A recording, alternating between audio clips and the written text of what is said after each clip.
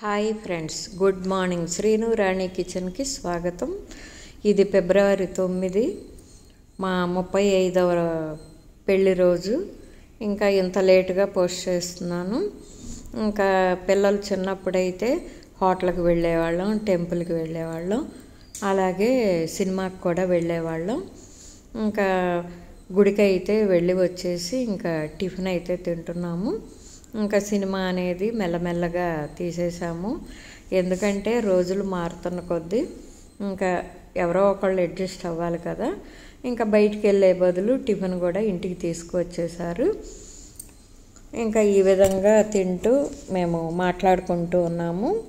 ఎప్పుడైనా సరే భార్య అందం పరాయి వారి ముందు అస్సలు పొగడకండి.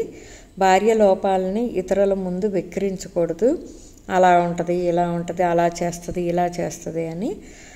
అలాగే అసమర్థుడు అని ఇంకొకరి ముందు భర్తని అస్సలు నిందించకూడదు. ఎందుకంటే ఇప్పుడు రోజులను బట్టి నువ్వు ఏమి సంపాదిస్తున్నా, నాకేం గిఫ్ట్ ఇవ్వగలుగుతున్నావు అని అసమర్థత అంటే ఆ విధంగా వస్తుంది. ఇంట్లో భార్య మాటలు వినాలి, బయట భర్త మాట అనేది నెగ్గాలి. ఇతరుల ముందు భార్యాభర్తలు ఒక్క మాటగా ఉండాలి. ఇతరులు మీ మధ్య కలుగ చేసుకుని పెత్తనం చేసే అవకాశం అస్సలు ఇవ్వకూడదు. అలాగే భార్యాభర్తలు 2 దేహాలుగా ఉంటే ఒకటే ప్రాణంగా ఉండాలి అని నమ్మాలి అసలు. ఇంకా ఏదైనా సరే ఇరుగు పొరుగు వారితో కానీ ఏదన్నా సరే మన ఇద్దరి మధ్య ఫ్యామిలీ విషయాలు అనేది అస్సలు చర్చించకూడదు. మన హెల్పర్ దగ్గర కానీ ఎదురువాళ్ళు పక్క వాళ్ళు అలా. ఎందుకంటే అస్సలు రోజులు అనేది బాగోలేదు కదా. అందుకని ఏదైనా సరే ఇంకా శ్రీవారు వచ్చేసి పెళ్ళైన కొత్తలో కానీ పిల్లలు చిన్నప్పుడు కానీ ఎక్కువ 5-6 ఫ్రెండ్స్ ఉండేవాళ్ళు. వాళ్ళతోనే ఈవినింగు ఏం లేదు, ఊరికే సరదాగా చిన్ననాటి మిత్రులు అయితే కబుర్లు చెప్పుకుంటూ అలా టైము గడిపేసేవాళ్ళు. ఇంకా మెల్లమెల్లగా నేనైతే ఒక బెడ్రూమ్లో నీట్గా ఉంచి తనకి అలా అవకాశం అనేది ప్రశాంతంగా వాతావరణం ఏర్పాటు చేసుకుని మెల్లమెల్లగా తనకి నేనే మార్చాను అని చెప్పను. ఇప్పుడు వెళ్ళమన్నా కానీ ఈవినింగ్ బయటికి అసలు వెళ్ళరు. ఎందుకంటే దేనికైనా వెయిట్ చేయాలి భార్యాభర్తల్లో. ఇప్పుడు వచ్చేసి నేను అన్నానని కాదు, 1200 1600 మా శ్రీవారి షర్టు ఈ షర్టు.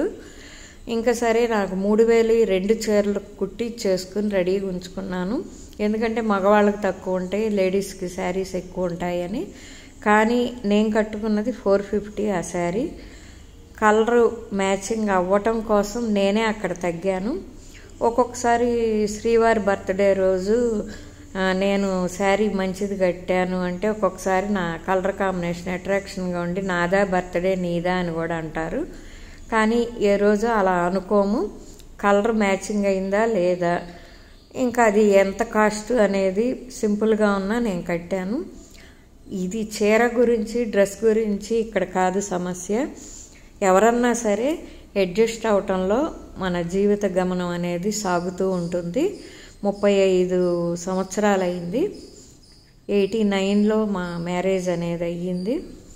ఎందుకంటే ఇప్పుడున్నోళ్ళు జాబ్ చేస్తున్నా లేకపోతే పుట్టింటి వాళ్ళు ఆస్తులు ఇచ్చినా కొంచెం ఈగోకి పోయి నువ్వెంత, నువ్వు లేకపోతే నేను ఉండలేనా, నేను లేకపోతే నువ్వు ఉండలేవా అని మగవాళ్ళు అయితే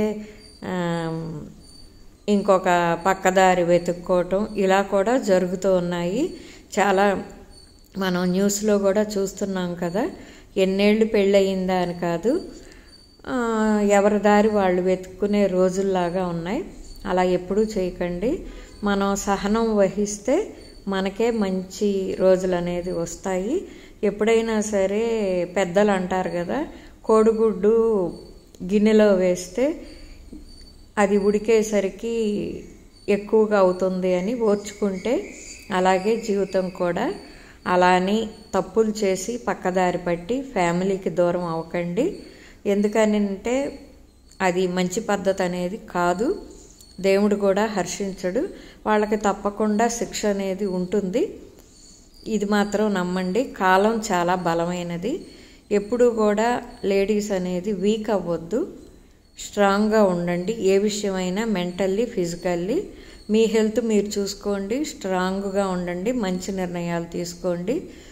ఇక్కడ జెంట్స్ అయినా సరే ఈ రోజుల్లో ఫ్యామిలీకి బాధ్యతగా ఉంటే లేడీస్ కానీ జెంట్స్ కానీ ఆ సంసారం చక్కగా చాలా ఆనందమయంగా ఉంటుంది.